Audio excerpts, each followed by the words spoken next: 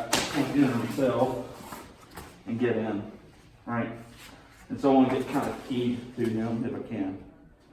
Then what I want to do, like, one, get the position and secure it. If I can get lower on his hips, it's better, because he may struggle for a minute, right? And stay connected to him. Okay? When I'm ready, take a little setup step. I'm sorry, first pull this in and bend him a little bit. Get a little setup step under you. Hook calf to calf, and as you hook, pull and turn and drop him. So, oh, I lost it. Screwed up. I shouldn't have broke my posture. So here, set his balance off. And drop it. So however you got in there, he may have struck in, right? And you swim, get there. So break his balance, come here, pull. Indicator is if his base is wide. If it's narrow, it doesn't work so well. If it's wide, it works better. So I'm pushing off to the side. Go ahead and get him back, right? I don't want him this way, because then his weight will go on this leg and it won't matter anymore. He'll just step out. So I need him back where his weight is even. And I take that foot off the ground. You have to get it off the ground. If you just kind of halfway do it, he'll shuffle and keep his balance. All right, the backup is you fold his knee if he doesn't go down on the first one. All right, so if you're in the position, you try this and this doesn't work, well then fold his knee and drive him down.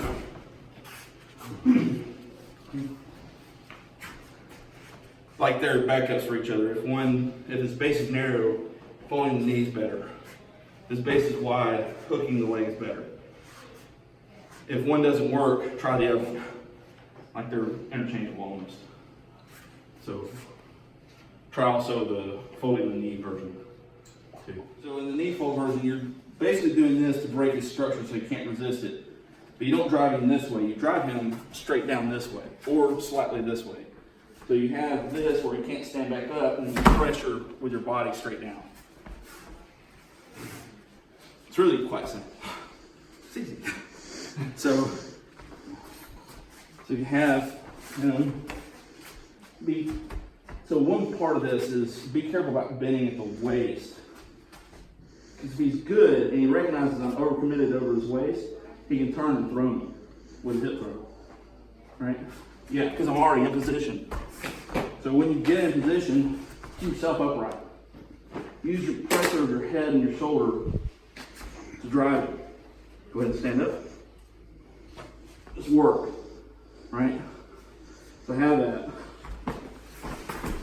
And everything drives. Or, same thing, you get him set. And I pressure him down with the whole body. Right? His other body. Pressuring it down. Come on. If you see it there, go ahead and add it on. Like grab it on here. Make sure this is solid. So now that one is pretty good. There's some good control. That buys me time, right?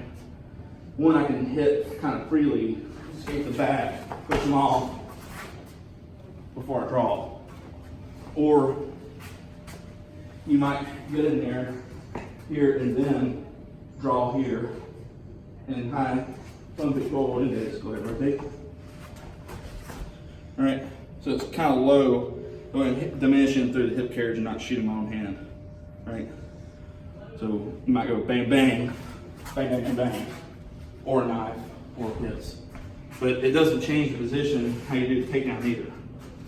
It just gives you another option. So if you're in here with this, you got him bent the same way, you're still taking down the same way.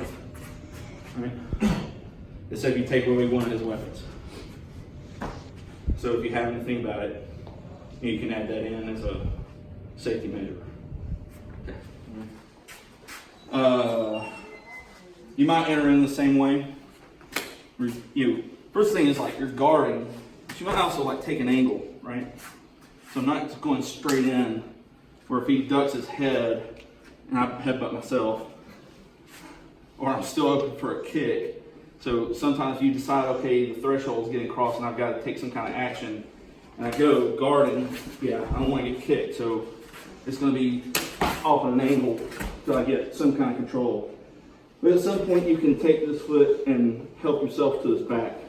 So you loosen up just a hair, duck under and get his back.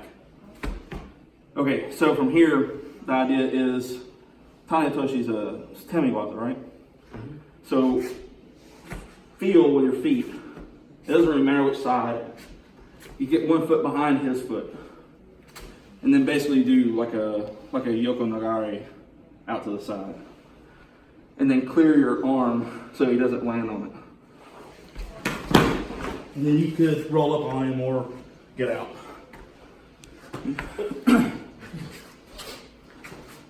So however you get to his back is however you get to his back. Right? Here, there, find a foot and go out the, like lean. One key thing is don't pull him on top of you.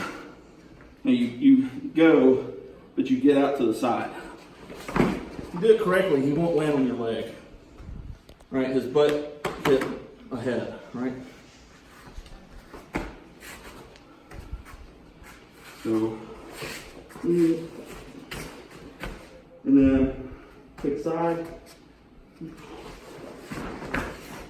Then you can either roll up on him or you can roll away.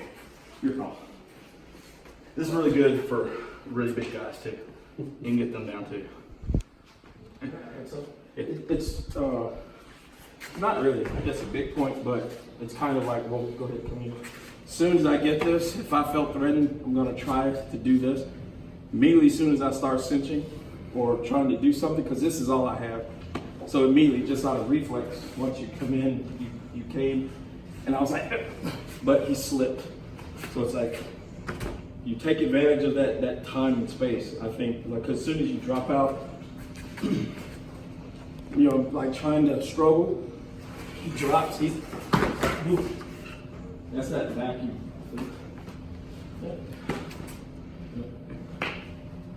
Questions? No? Okay, just wondering. Oh, yeah. So how I land here, this is bad for me. Because he's got my back. It's good for him. Right? Go, okay. Up. Here. If I can help it. If I realize I'm being thrown, right? I want to turn towards him. Because at least now I have a chance. Right.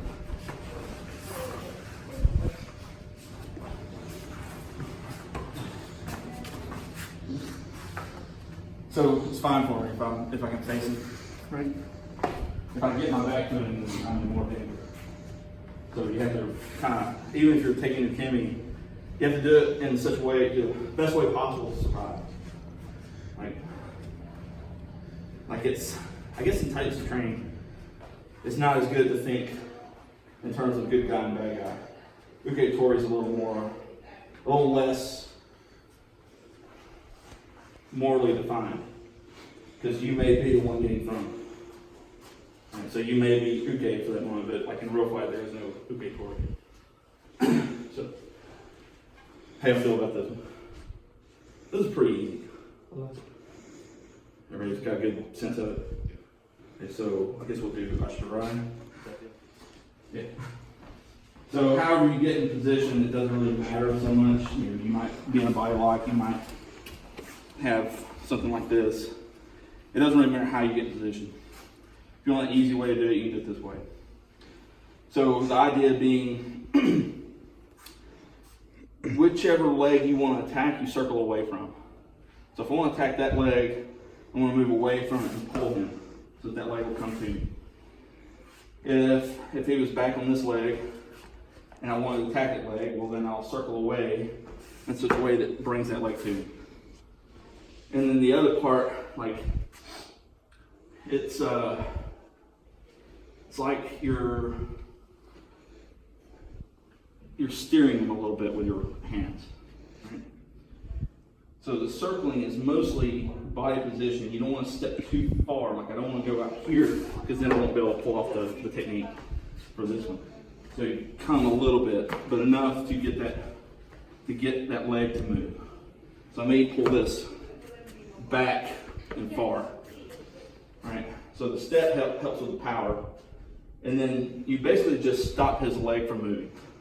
Just turn your foot low to his ankle and stop his leg from moving. Right? And just throw it. So it might be, yeah, you can do that. So go to the other side. Right. So you can, whatever one you want to go with, like, oh, I don't feel comfortable with that one. So on the next one, I'm going to push and pull and put my foot in the way. And just let him fall over. Okay, so I should go to the back one. It's just easier because I know it's going to leave, it's going to disconnect from the ground. So if you do it this way, it won't work. His base he's already solid, he'll just be too heavy. You have to catch it, we'll go slow, before he touches the ground. Right? That's why I said this is a timing thing. Otherwise it just won't work. So you get your body moving in the pull, you have to try to stop that before we go. Okay? Sorry. No. You have to catch it while it's still in the air, like just before it lands, right? So if I want to go for it, I have to catch it before it lands, right? It also depends on like how, like if you're really kind of fighting, I just pull at the right time, because the tendency is the posture will get deeper and the steps will get deeper. So yeah, okay. I'd rather pull him because he may just be in a t-shirt and I may not have as much leverage with that. Make a rip. Yeah, it may rip. So as I'm going through, like, maybe press to get the throw, but if I go and it's not quite right and he doesn't fall, he's at least off balance. So then it's like, what kind of follow-up are you doing to hit it? Like, so you can set up throws with strikes, and you can set up strikes with throws. You know, if I try one, hey, bam, get his attention on something, and then hit it some other way. Right? So if you, because like that happens a lot when you do the circle right here, right? So you get his posture back, and you go to do this, but he steps over the leg. Boom! Immediately, like, you should already be thinking you're going to hit him if it doesn't work. Right? You know, it's almost like you can either expect him to go down or he won't go down. It's pretty. There really is only two options. He'll either fall or he won't. Right? If he falls, he falls. If he doesn't, then follow up with some kind of hit. You know, Tuck, you made me think about years ago when we were training. I think that was a topic you and I covered where a lot of times people that study the martial arts, and I've studied a little bit in my life, where you get that one good one, bang, and you like pause. You read the clock wrong. Right? Yeah, you're good. So it's that one hit. I'm not just going to stop. Oh, wow, that was cool, because it might not work. Oh, yeah. It may not work. It just gave me a thought. We talked about it. It's the same thing. Just a follow-up. Stop when he stops moving. Stop when he gives up. Or he's no longer a threat. That's the better way, I guess, to say it. Okay, so I guess as a drill, try these different takedowns. However you get in the clinch. And like it's for the uke roll, the person being thrown, you can trade back and forth. Get the Japanese for this. It's like it's I think it's I can't remember. There's a term I got it written down somewhere. Wait, for what though? It's for like you go out, you go out. It's like Yaku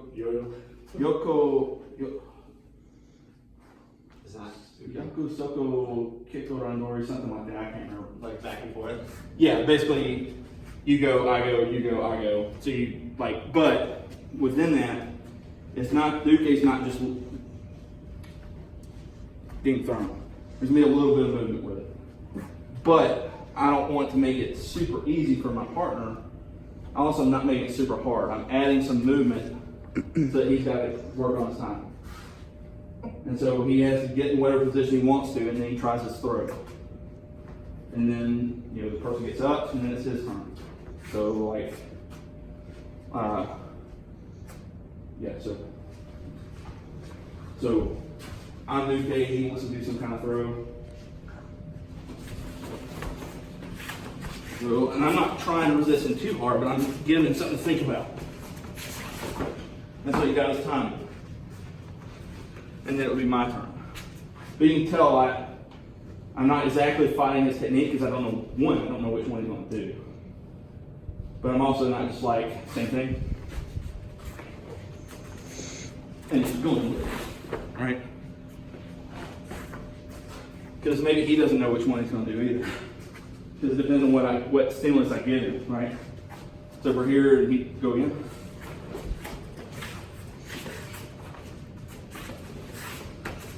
And say I get my, you know, what is he sensing? Keep going. He's got to be careful. Because I do that kind of where you're here. I'm also recognizing opportunities for myself. Because then I could be like, okay, and counter. But I'm not countering, I'm just looking at the opportunity. Which he needs to recognize when I'm like getting here and starting to set him up, like he should know that and it'll adjust. But I'm not yet actively resisting. I'm just making it a little bit harder for him. Giving him more movement to contend with. Questions? You go on.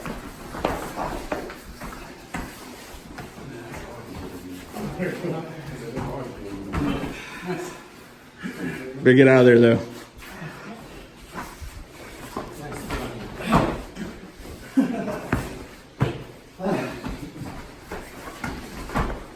The only reason why I saw that is that's the only thing I could see.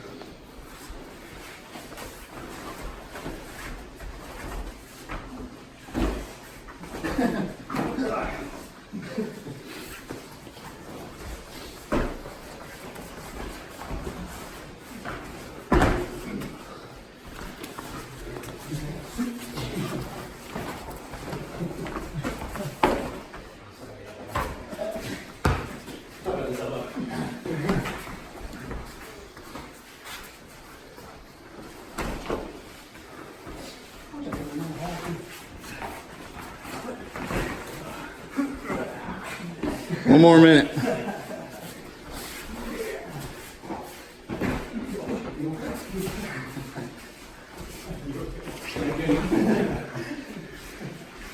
I didn't know who was saying, are you okay? Nice. All right, now we're back. That would be neat. I'm just trying to figure out which side it was going to. Good. Good.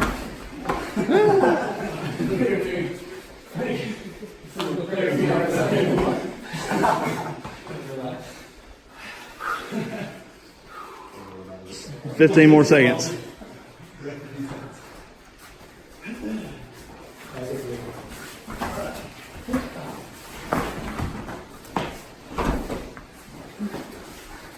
Good. Time.